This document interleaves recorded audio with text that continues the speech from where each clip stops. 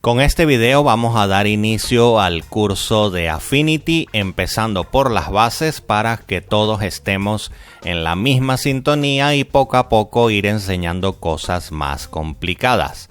Antes de iniciar, por supuesto, recordar que tenemos el grupo de Affinity en tu idioma, donde puedes recibir ayuda de la comunidad. Estamos más activos en Facebook y Telegram. Todos los enlaces en la descripción. Arrancamos por la instalación porque he visto que hay ciertos errores por ahí, ciertos problemas. Vamos a explicarlos acá. Lo primero, entramos en affinity.studio, que nos carga esta página principal. Le damos a obtener Affinity y eso nos lleva a esta página donde tenemos que registrarnos. Si no tenemos cuenta en Canva, la creamos, completamos y eso nos lleva a esta página. Aquí podemos descargarlo, de momento solo está para macOS y Windows. Si nosotros nos vamos aquí a este botón plus que sale aquí abajo, el botón de más, pues tenemos los requisitos mínimos, que como verán no son muy exigentes, pero claro, tengan en cuenta que estos requisitos mínimos son como quien dice lo mínimo para que el programa funcione. Si utilizamos efectos pesados y cosas que requieran cómputo, pues estos requisitos se quedan muy cortos. Obviamente necesitamos una máquina un poco más potente de lo que hay acá. Pero digamos que con esta base ya podemos empezar a utilizar y aprender lo básico. En el caso de Windows, si yo le doy aquí clic, ven que nos salen 4 opciones. Vamos a explicarlas porque hay mucha confusión con esto. Las dos primeras son el Windows tradicional. Y las dos últimas son el Windows de los procesadores ARM, que son unos procesadores diferentes a la mayoría de las computadoras. Si tú no tienes un procesador de eso, tu opción está entre los dos primeros. ¿Cuál es la diferencia? El primero es el instalador nativo de Windows. Esto corre como una aplicación nativa de Windows y cada vez que la inicias ella comprueba si hay una actualización, se actualiza automáticamente y funciona directamente. Y la segunda es el instalador que siempre ha habido, .exe, que son los instaladores normales de Windows, que cuando sale una actualización tienes que volver a bajarla e instalar por encima. Detalle importante, si tienes Windows 10, muchos están experimentando cierres inesperados. Utilicen la versión exe. La versión nativa de Windows en Windows 10 está generando errores de cierres inesperados. Y en el caso de macOS, pues simplemente hay una descarga y por ahora no hay nada más. Sé que hay algunas personas con errores también de cierres. En este caso sí, no hay ninguna instrucción. Pero en el caso de Windows, con Windows 10 lo recomendable es instalar la segunda. Cuando iniciamos la aplicación, esta es la primera pantalla que se nos presenta. Aquí abajo tenemos los tutoriales creados por los propios desarrolladores para aprender lo básico, que está en inglés, pero si sabes inglés básico, digamos que puedes entender lo suficiente. En la parte aquí tenemos los documentos anteriores que ya hemos abierto para que se pueda volver a abrir. Tenemos los recientes como una pestaña sola. Tenemos la sección de aprender también como una pestaña sola, tus plantillas en caso de que tengas plantillas propias y las configuraciones que tienes marcadas como favorito, que en mi caso no tengo ninguna. Si vemos aquí arriba tenemos como el inicio, que es donde estamos, tenemos la opción de abrir un documento y esta sería la opción de abrir un nuevo documento. Antes de entrar ahí vamos a mencionar que en la parte superior tenemos lo que es nuestra cuenta.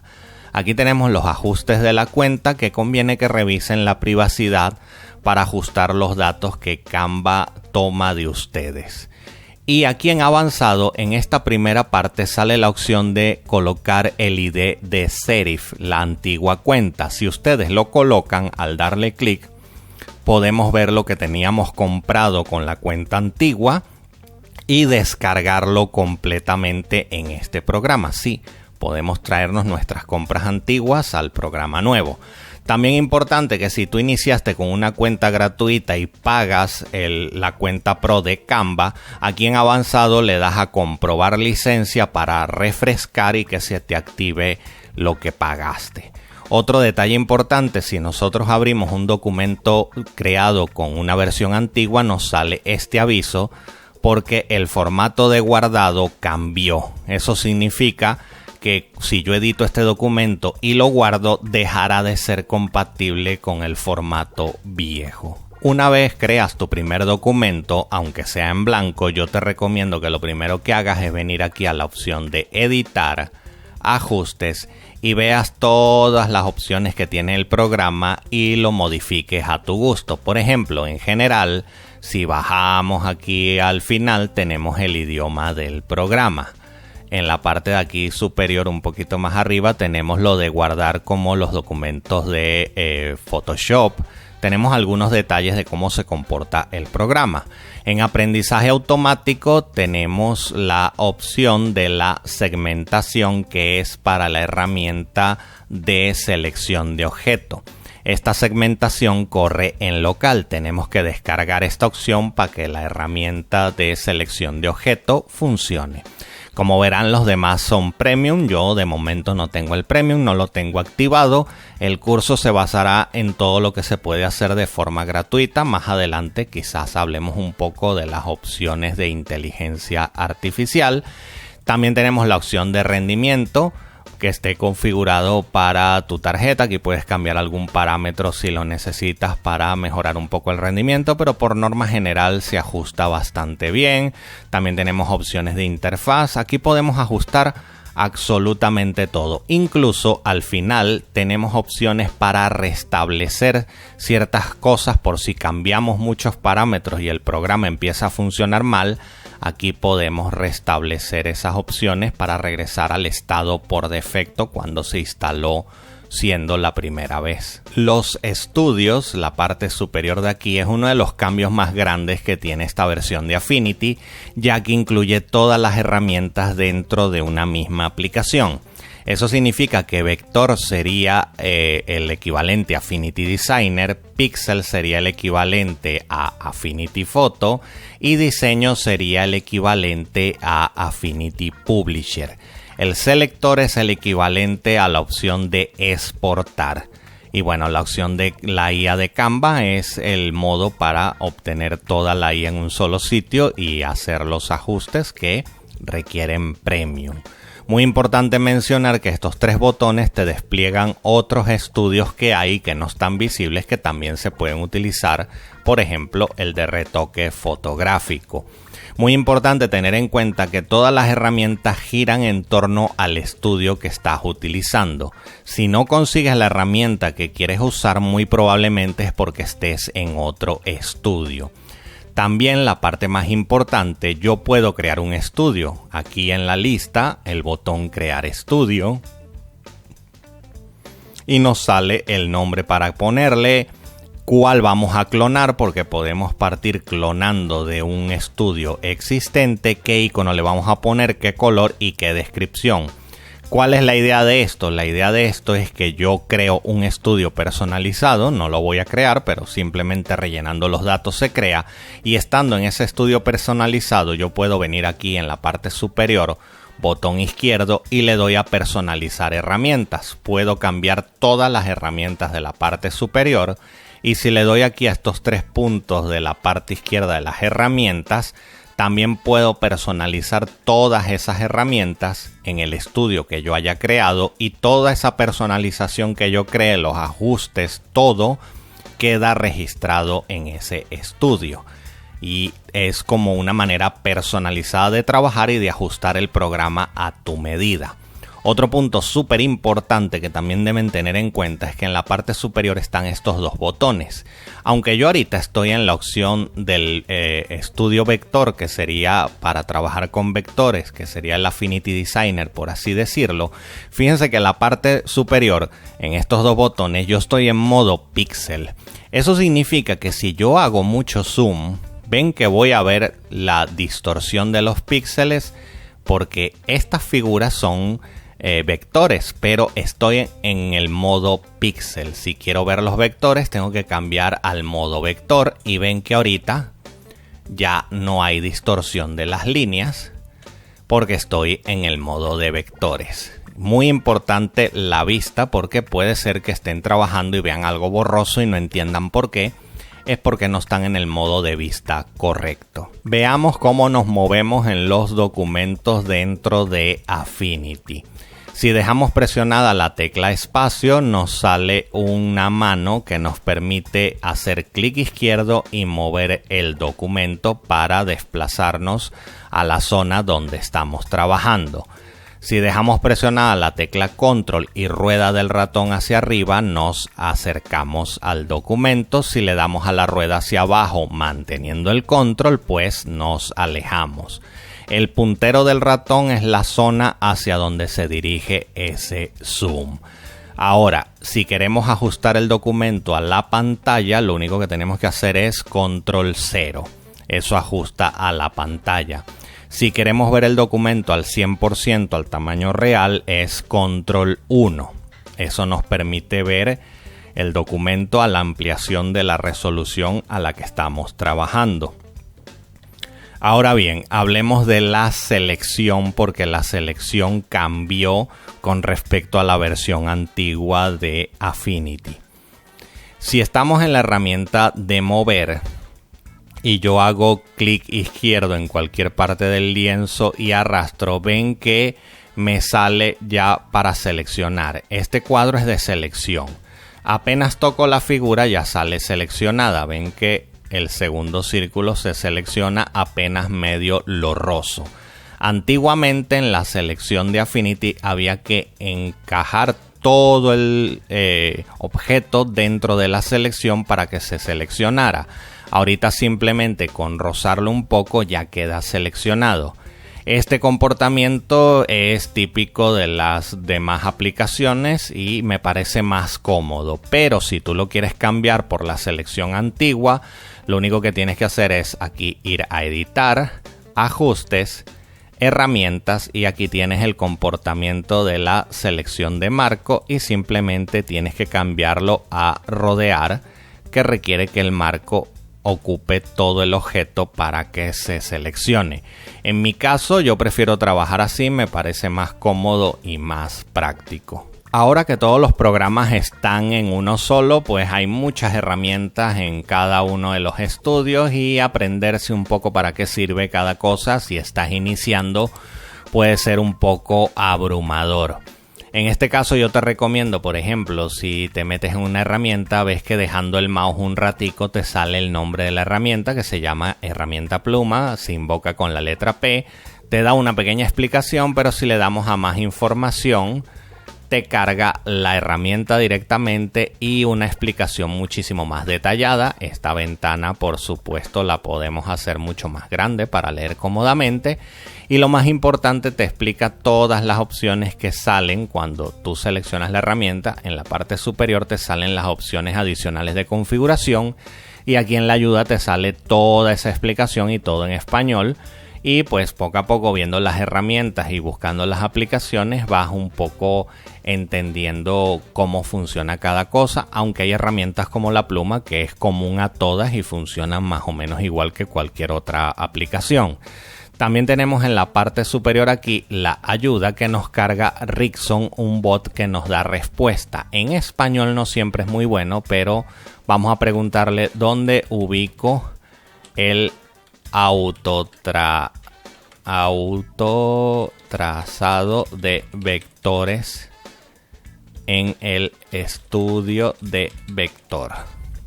Vamos a preguntarle a ver si me lo puede decir. Yo sé dónde está, pero vamos a ver si responde. Muchas veces te da respuestas un poco vagas y no te dice lo que le estás preguntando. Se encuentra en el estudio vector, en la herramienta de vectorización. Puedes acceder a través de la opción de la barra herramientas. No sé si hay una herramienta para eso, pero la respuesta simple a esta pregunta sería: se encuentra efectivamente en el estudio de vector, en el menú vector, y se llama rastro de imagen. Eso es el cálculo interactivo que tiene Illustrator. Aquí se llama rastro de imagen. Eso convierte una imagen de píxeles en vectores. Entonces, como ven, las respuestas en español no siempre son buenas, pero alguna vez me ha servido para ubicar algún menú o algo que yo sé cómo se llama, pero no sé dónde está ubicado, porque todos los menús cambiaron de ubicación y la inteligencia artificial me ha servido un poco para ubicarla.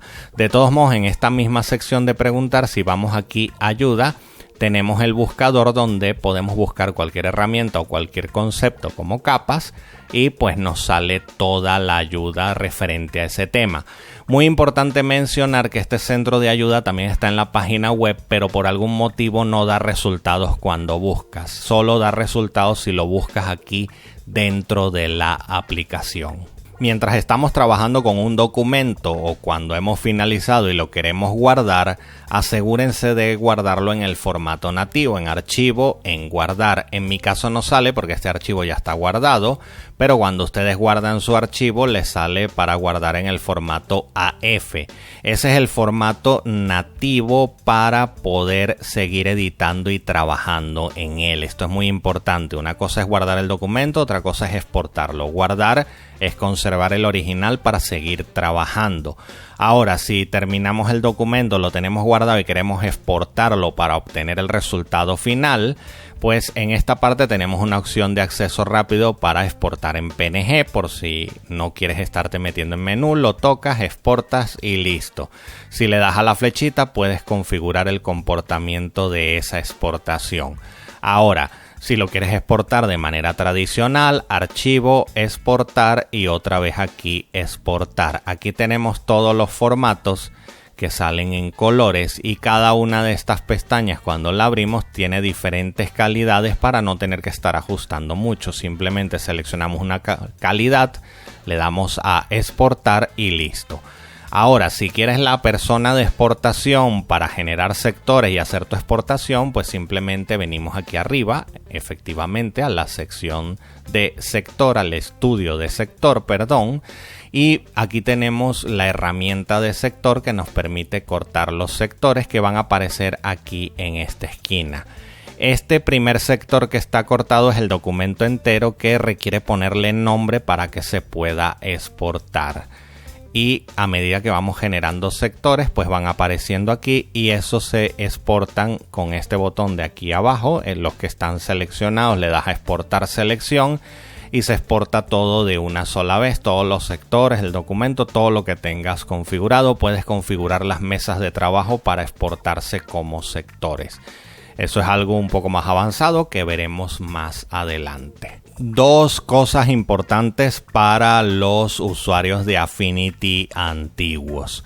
Nos llegó un correo diciendo que en las próximas semanas en la bandeja de correo recibiremos un regalo de agradecimiento especial. No sabemos qué regalo sea, hay teorías de que pueden ser unas tipografías, unos pinceles, y hay gente que mantiene la esperanza de que a lo mejor nos den algún regalo de suscripción de Canva Pro o algún descuento en la suscripción de Canva Pro.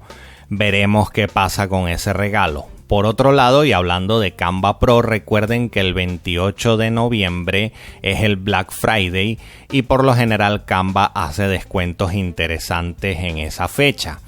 Si están pensando comprar la versión Pro, como es mi caso, les recomiendo esperar hasta el Black Friday. Para cerrar este primer video del curso de Affinity, dos puntos importantes para mencionar. Si estás dentro de la aplicación y quieres ver la pantalla de inicio que carga cuando arrancamos, vamos aquí donde sale el logo sin color, le damos y aquí tenemos la pantalla de bienvenida otra vez, donde podemos ver los recientes o los tutoriales. También podemos en archivo nuevo, igual darle aquí a esta casita y regresamos al inicio a la pantalla de bienvenida. Estos archivos recientes también se encuentran aquí en archivo, abrir recientes y tenemos los mismos archivos recientes, solo que en esta pantalla pues es más vistoso porque podemos ver un poco la miniatura de lo que hay. Y quizás lo más importante para cerrar el video es, como comunidad debemos reportar los errores para colaborar en futuras correcciones. ¿Cómo hacemos esto? Simplemente si nos sale un error y nos sale algo, pues copiar eso que nos salió de error y venir aquí donde sale ayuda, donde antes ubicamos la ayuda del programa y el bot que responde. Aquí abajo, si se fijan, hay un enlace que dice informar un error. Aquí es donde ponemos un título de qué es lo que está pasando y aquí es donde podemos pegar lo que nos arrojó ese error e incluso podemos adjuntar una captura de qué es lo que está pasando para enviar ese error y que los desarrolladores estén al tanto de los errores que están pasando y podamos obtener correcciones a futuro. Mencionar que si yo interactúo con la IA, vamos a interactivo. Bueno, vamos a ponerlo mal. Si yo interactúo con la IA, nos quedamos atrapados en esta pantalla y no nos sale la opción de reportar el bug. Lo que tenemos que hacer es darle aquí a volver al inicio y aquí ya nos sale la opción de informar el error. Esto es súper importante porque si queremos ayudar a que se corrijan los errores, pues hay que reportarlos para que ellos vayan viendo cuál es el error y en la siguiente actualización tengamos soluciones. Y bueno, eso sería todo por este video. Cualquier duda estoy en los comentarios y nos vemos en un próximo video.